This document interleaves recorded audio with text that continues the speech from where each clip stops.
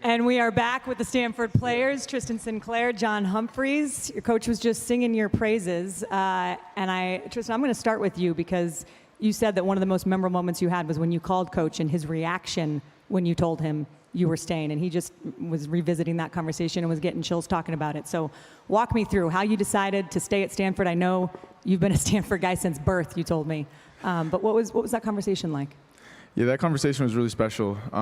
It went down just how he said it, and I'll never forget what he said. He said, "I'll never forget this," and that was special for me because I was like, it was just kind of a spark and a feeling that this is the right thing to do, and to be in this program and to be a part of the rebuild was the right choice. And I'm so grateful for him and the opportunity to be back, and that was a really special moment for me. How about for you? How did it go down when you saw some of the guys that you've came in with either go to the NFL or go to other schools, and you had to make your decision too? Yeah, I think in this day and age, it's so easy and almost acceptable to, just walk away in the face of adversity. And initially, it was a tough decision, and I'm just so happy that I decided, to stay. And at the end of the day, I just want to finish what I started with my guys. I really just want to finish what I started with my guys, and I'm excited. And I think, we realize the opportunity that we have to, be the first stepping stone in this era, and it's an incredible opportunity, and I'm more than excited for that. Okay, we'll open that up to questions from the media. So if you have a question, please raise your hand, and we'll bring you a microphone. Please state your name and affiliation. We'll start in the back row here, right in the middle. Hi, Jordan Watkins with Pac-12. Question for both of you.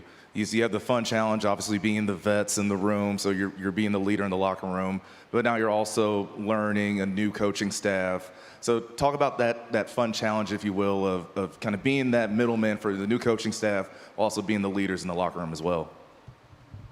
Yeah, thanks for the question. It's just been awesome to kind of be a sponge and just learn from this new staff.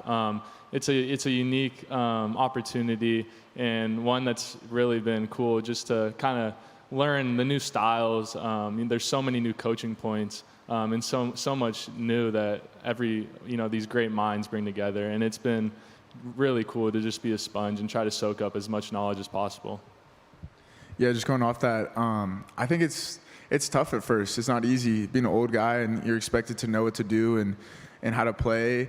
But with new coaches, new staff, new calls, it's definitely a challenge at first, but you pick it up a little bit faster than the young guys and then try to set the tone for them.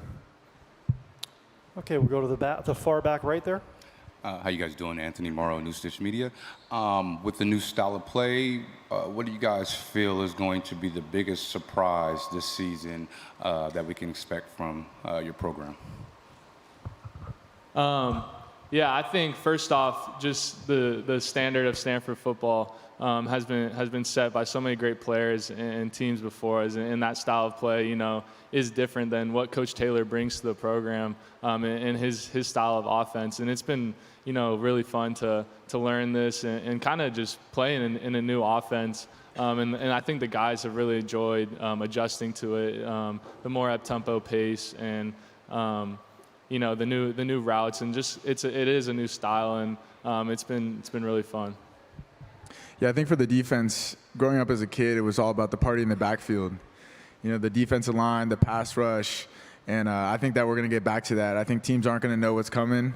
They don't know where we're coming from, and we're going to bring some pressure, so I'm excited for that. Next here in the front, on the very far left here, to your left. Kenneth Berry, Touchdowns and Tangents Network. For both of you, what life lessons have you learned from Coach Taylor and Coach Shaw that you take with you in everything that you do? I think one of the big things that Coach Taylor preaches that I really can correlate or relate with is gratitude. Gratitude is something that he talks about a ton, and it's something that we talk about a ton in my position group as well. And just being grateful to be out there every single day is something that I'm really trying to do this season. I don't know what's going to happen after this year, what's going to happen with football. And I think taking every day, one day at a time, just being super grateful to be out there and have that opportunity is something that he preaches and I really love. Yeah, Coach Taylor has come in and implemented a culture and really built the program around a culture of love and understanding that when you build, it's a unique thing to do. And when you're building that culture around love, it's not always going to be easy love. Love's not always sunshines and rainbows. It's tough love occasionally. But just learning that when a coach gets on you or when you get on someone, that's coming out of a place of love. And when you really do love the guy next to you, it makes going out there on Saturday so much more rewarding when you're playing for more than just yourself.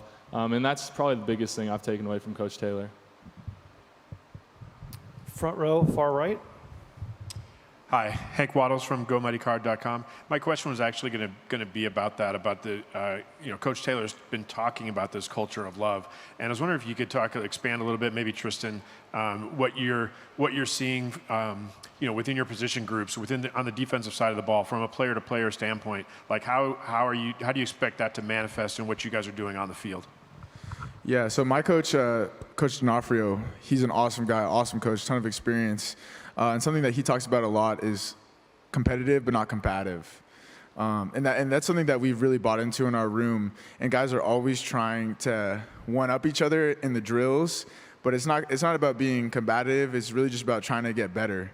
And he pushes us through to do that every single day. And if he gets an attaboy, it's like, and I'm following him up, it's like I want an attaboy too, and I'm trying to have a better rep. So he's like next rep, best rep. So.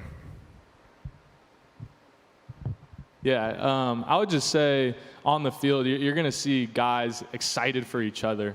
I think guys celebrating with each other, dapping each other up all the time. Guys really excited for the success of the guy next to them, probably more than they're excited for their own success. And I think that's how you'll see that play out. John, we were talking to Troy Taylor in spring ball, and he was talking about he's known for having a great offensive mind. And when he was describing the scheme, he said it's a receiver's dream to play in his system. So I know we don't know who the quarterback is going to be yet, but would you agree with that statement so far? And what has it been like having this new offense implemented? Yeah, it's an awesome offense to play in as a receiver. You get to, run so many different routes and play up tempo and be into so many different positions across the field.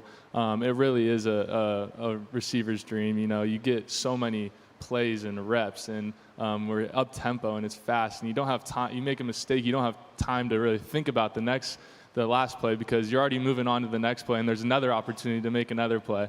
So it really has been awesome, and it's been really fun to learn the new offense and just get acclimated to it. All right, so speaking of dreams, tell me if this is accurate. Is it true that you went up to Richard Sherman post-game and you said, it's my dream to play here at Stanford? And if so, what were you, 5, 6 years old when that happened? Yeah, I was young. Me and my brother used to, after games, because my dad had season tickets and we go to a ton of home games, we would hang out in the parking lot trying to get autographs, trying to get gloves from guys. And I'm sure it wasn't just him. I told a bunch of people that. But Richard Sherman told me just to dream big and that I could make it here. And I was just a little kid. And watching those guys play, it was just a dream for me to be here. And I'm just so grateful, so blessed to be here.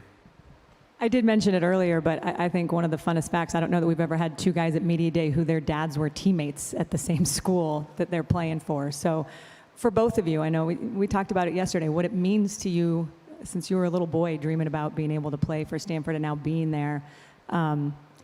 Was there any other place, or was it always going to be Stanford? And the gratitude piece, like you wake up every day just kind of pinching yourself a little bit that you get to play? Yeah, I think I was on the radio earlier, I was talking about this. One of the best football moments for me was running out the tunnel for the first time. And, during recruiting, there was other schools I looked at too. But I think I just found my way home. And Stanford was always my home, and that was kind of always where I was going to end up. So it is something I wake up every day and just feel grateful for. I feel like every year we're on this stage here at Media Days, and the Stanford players have the best internships among any of the schools. What have you guys been doing this summer? You've had an internship, right? Yeah. This summer, I've had the opportunity to work with a private equity company right in Palo Alto. A couple ex-Stanford players and Stanford people in that office. And it's been a really cool, unique opportunity. We have so much time in the summer to kind of get the best of both worlds. And that's something that's so special about Stanford and what it brings to the table is you can really do everything at Stanford. And you have the opportunity to kind of go in all aspects of life. And I'm honored and blessed to have had the opportunity to have this internship this summer. Real quick, just on that point, true that you built a computer when you were in the 6th grade? I know you're a computer science major now, but can you confirm that? Yeah, I've always been into computers and technology, so I built like a gaming PC when I was in 6th grade and used to be super into that. Yeah. Whatever you guys do, I hope you hire us one day. I'm just going to put that out there. But best of luck. We're excited to watch you guys and the rebuild, and you can tell the palpableness of Troy Taylor and what he's been able to bring in the culture. So we've got 1 minute left. Any final words about what we can expect this season with this team? I'm just excited. Whatever happens this year happens, but I think we're going to be fast, we're going to be aggressive, and it's going to be a really fun year. Yeah, I think it's a new era of Stanford football. You're going to see new styles of play. And we're eager, we're motivated. You're going to see a lot of hungry guys out there just playing fast, physical, and for the guy next to them. And I think it's going to come out on Saturdays. All right, gentlemen, we can't wait to watch you play on Saturday. You start Friday night, though, at Hawaii. Looking forward to that one. And then USC and Sacramento State, a team that your coach is going to have a pretty good recruiting scouting report on, I believe. All right, that does it with Stanford. Media Day rolls on here in Las Vegas. We'll be back after this.